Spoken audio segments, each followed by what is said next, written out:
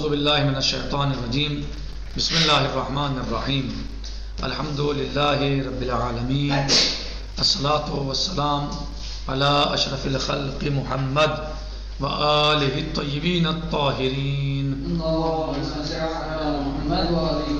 وعجل فرجہم۔ آج ہم بعض مذاہب سے آشنائی کے بعد، یعنی مذاہب فقہیہ کی آشنائی کے بعد، آج ہم تاریخ فقہ اہل بیت پڑھتے ہیں سلام اللہ علیہ مجمعین۔ تاریخ فقہ اہل بیت علیہ الصلوۃ والسلام۔ کہہ رہے ہیں کہ تاریخ فقہ اہل بیت علیہ السلام وفیما یلی نذکر بشکل سریع تاریخ فقہ اہل بیت علیہ الصلوۃ والسلام والادوار التي مر به طیلۃ العصور۔ کہہ رہے ہیں کہ وفیما یلی نذکر، اور ہم آنے والے اب ہم ذکر کر رہے ہیں، یعنی فیما یلی نذکر نے اب ہم ذکر کر رہے ہیں بشکل سریع، جلدی سے، تاریخ فقہ اہل بیت علیہ السلام۔ اب ہم جلدی سے، یعنی سرسری طور پر کہہ لیں، یعنی پوری تاریخ نہیں لیکن سرسری طور پر، خلاصے کے طور پر تاریخ فقہ اہل بیت علیہ السلام بیان کرتے ہیں، اور ان ادوار کو، دور، ادوار دور کی جمع ہے، ان دوروں کو، ادوار کو، التی مر بہی، کہ جو گزرے ہیں، جن سے، یعنی تاریخ، یعنی جن سے فقہ اہل بیت علیہ السلام گزری ہے، طیلۃ العصور، تمام زمانوں میں۔ طیلۃ سمجھ میں آ گیا؟ لمبائی، طول، لمبا، طیلۃ العصور، تمام زمانوں میں۔ یعنی الادوار الثلاثہ لفقہ اہل البیت علیہ الصلوۃ والسلام، تین دور ہیں، یعنی جو یہاں پر انہوں نے بیان کیے ہیں فقہ اہل بیت علیہ السلام کے تین دور۔ والنقطة المهمة في هذا البحث ملاحظة ما مر به فقہ اہل البیت علیہ الصلوۃ والسلام، اور اہم نقطہ اس بحث میں وہ ملاحظہ ہے ما مر به فقہ اہل بیت علیہ الصلوۃ والسلام، کہ جو، یعنی فقہ اہل بیت علیہ السلام جن زمانوں سے گزری ہے، من ادوار، جن سے فقہ اہل بیت علیہ السلام، جن زمانوں سے فقہ اہل بیت علیہ السلام گزری ہے، وَيُمْكِنُ أَن نَعُدَّهَا ثَلَاثًا، اور ہم ان ادوار کو، یعنی شمار کر سکتے ہیں تین دوروں میں، یعنی ہم اس کو تین دور نعدن شمار کر سکتے ہیں، تین دور ہم اس کے بنا سکتے ہیں۔ ملاحظین فی تقسیمنا لذالک الظواہر البارزہ لما مر به الفقہ فی کل دور، ملاحظہ کرتے ہوئے، ملاحظین، ملاحظہ کرتے ہوئے، فی تقسیمنا لذالک الظواہر البارزہ، اپنی اس تقسیم میں جو ہم نے کی ہے ظواہر بارزہ کی۔ کون سی تقسیم کی ہم نے؟ تین جو ہم نے دور تقسیم کیے ہیں، یعنی فقہ اہل بیت علیہ السلام کے جو ہم نے تین دور بنائے ہیں، فی تقسیمنا، اپنی اس تقسیم میں، لذالک الظواہر، ان ظواہر بارزہ، ظاہر ہے، ظاہر اور بارز تقریباً ایک ہی ہیں، لظواہر البارزہ جو ہے نظر آتے ہیں، لما مر بہ، کہ جو جس سے گزری ہے فقہ اہل بیت علیہ السلام، فی کل دور، ہر دور میں، یعنی ان ظواہر کو، کہ جس کی وجہ سے ہم نے تقسیم کیا ہے، جس سے، یعنی فقہ اہل بیت جن زمانوں سے، جن ادوار سے گزری ہے۔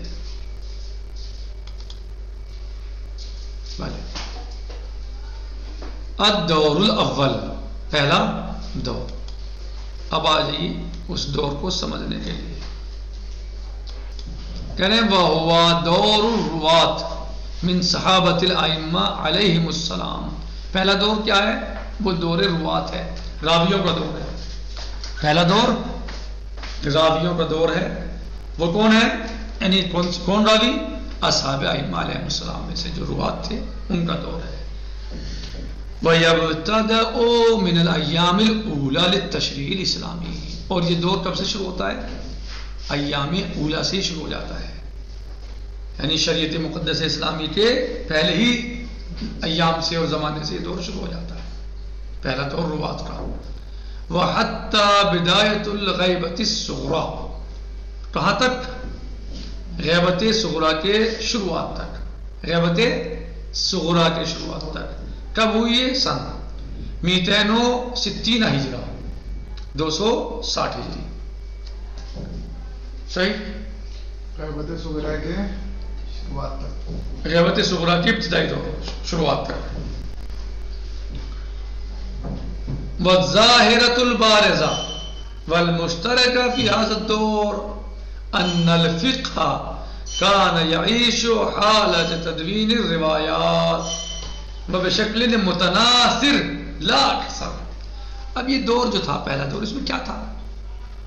کہہ رہے ظاہرۃ البارزہ، یعنی جو اس میں زیادہ آشکار اور ظاہر اور مشترکہ جو ہے یہ دور کس چیز میں ہے؟ جو اس میں چیزیں ظاہر ترین چیزیں تھیں، بارز تھیں، یعنی بالکل سامنے کی چیزیں تھیں اور مشترک تھیں، وہ یہ ہیں ان الفقہ، کہ اس زمانے میں فقہ کیا تھی؟ کان یعیشو، اس زمانے میں فقہ حالت تدوین روایات، کس حالت میں تھی؟ فقہ جو تھی اس زمانے میں روایات کے لکھنے کے دور سے گزر رہی تھی۔ یعیش یعنی زندگی گزار رہی تھی، وہ زندگی تھوڑی گزار رہی تھی، یعنی وہ گویا لکھنے والے دور سے روایات گزر رہی تھی، اس زمانے میں روایات لکھی جا رہی تھی، یعنی کیا ہو رہا تھا اس وقت میں؟ روایات لکھی جا رہی تھی۔ وبشکل متناثر لا اکثر، اور کس طریقے سے لکھی جا رہی تھی؟ مرتب، ہاں بھائی، یعنی بالکل مرتب، ابواب کتاب مثلا نہیں، بلکہ بشکل متناثر، یعنی بکھری ہوئی، ایک حدیث یہاں، اس عنوان کی دوسری حدیث کہیں اور، مثلا جو مل گیا بس وہ لکھ دیا، ترتیب یا باب وغیرہ بعد میں مثلا ہوتے رہیں گے، مثلا لکھ دیا، جمع کر دیا، مثلا بکھری ہوئی جمع کی اس وقت پہ۔ فالاصحاب كانوا يسمعون الاحاديث من المعصومين علیہ السلام، مثلا اصحاب ائمہ علیہ السلام نے سنے احادیث کو معصومین علیہ السلام سے، وَيُسَجِّلُونَهَا، اور اس کو وہ لکھتے تھے، سنتے تھے معصوم علیہ السلام سے یا معصومین علیہ السلام سے، وَيُسَجِّلُونَهَا، اور اس کو لکھتے تھے۔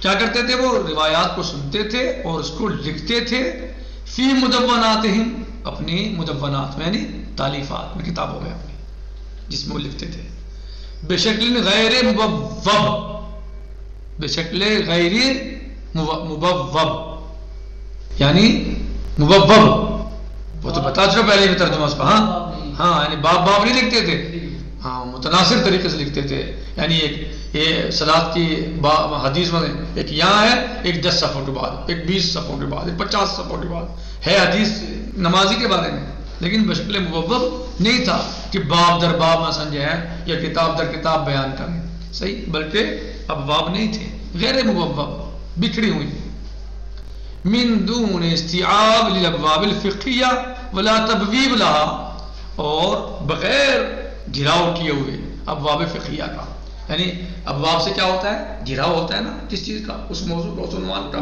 جس کے تحت حدیث ہیں، روایات ہیں، یا جو بھی ہمارا مثلا ہے وہ ایک باب بنا دیا، مثلا صلاۃ، اب جتنی نماز کے متعلق حدیثیں ہیں اس کے تحت لکھ دی، تو یہ گھراؤ ہوگا نا ان کا، یعنی آپ کو بہت ساری حدیثیں ایک باب میں مل جائیں گی۔ تو اس زمانے میں ایسا نہیں تھا، ولا تبویب لها، اور نہ ہی اس کے باب ہوتے تھے، باب نہیں بنائے جاتے تھے، بل ہے شبہ بالمذکرات الشخصیہ الخاصہ، بلکہ وہ کیسے ہوتے تھے؟ ہاں، جیسے انسان اپنی ڈائری میں اپنی پرسنل باتیں لکھ لیتا ہے، میری جیب میں ڈائری ہے، آپ نے کوئی بات بتائی، میں نے لکھ لی، کسی تاریخ کے بارے میں آپ نے کہا فلاں تاریخ کو فلاں کام، میں نے لکھ لیا، تو کیسے ہوتی تھی حدیثیں؟ کیسے لکھتے تھے وہ؟ جیسے انسان اپنی شخصی پرسنل ڈائریوں میں کوئی بات، کوئی معلومات لکھ لیتا ہے، ایک بات مجھے ملی کسی موضوع پہ، میں نے اسے ڈائری میں لکھ لی، کوئی دوسری بات ملی اسے اسی میں لکھ لی، تیسری ملی کسی اور موضوع پہ، ہوتا نہیں انسان کی زندگی میں ایسا، بہت سارے معاملات ہوتے ہیں، یا کسی عام مطالعہ کر رہا ہے انسان، کتاب میں کوئی بات اچھی لگی پھر ڈائری میں لکھ لی، پھر کسی اور عنوان کی بات اچھی لگ گئی تو اس ڈائری میں اسی ڈائری میں لکھ لی، پھر جیب میں ایک ڈائری رکھی ہوئی ہے. صحیح. بل یا اشبہ ہو، بلکہ وہ ایسا تھا بالمذکرات الشخصیہ الخاصہ، جیسے پرسنل ڈائریاں جیب میں ہوتی ہیں انسان کے، پرسنل کوئی ڈائری، کوئی چھوٹی سی مثلا بک، کیا بلکہ کاپی کہیں، ڈائری بہتر ہے، کوئی لفظ یہ استعمال ہوتا ہے جو انسان جیب میں رکھتا ہے، اس میں اپنی خاص معلومات جمع کرتا رہتا ہے، اور معلومات کو وہ اپنی یعنی پرسنل ڈائری کے طریقے سے جمع کرتے تھے. وَلَعَلَّ وَالْمُدَوَّنَ بعد استثناء معرفة الإمام علی علیہ السلام امیر المؤمنین علیہ السلام المعروف بکتاب علی وما شاک لہ. اور اول مدونہ جو ہے، سب سے پہلے جو مدونہ ہے بعد استثناء معرفة الإمام علیہ السلام، مولا علیہ السلام کی کتاب کے بعد جو آپ نے لکھا، مثلا جو آپ علیہ السلام نے لکھا کہ جو معروف ہے کس سے، کتاب علی علیہ السلام سے، یعنی جو آپ علیہ السلام نے لکھا جمع کیا اسے کیا کہتے ہیں، کتاب علی علیہ السلام. وما شاک لہ، جو اس طرح کتابیں تھیں.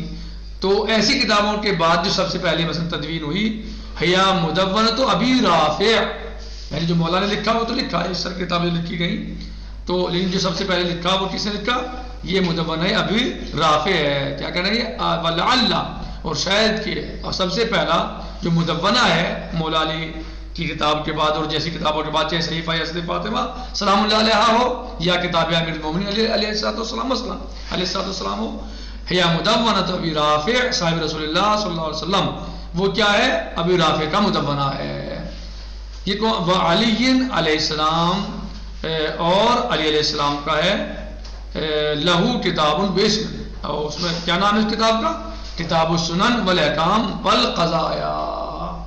خیر، آج ہم اس پر انشاءاللہ اکتفا کرتے ہیں، باقی کل آئے گا. الحمدللہ رب العالمین، السلام علیکم ورحمۃ اللہ وبرکاتہ، فی امان اللہ، خدا حافظ.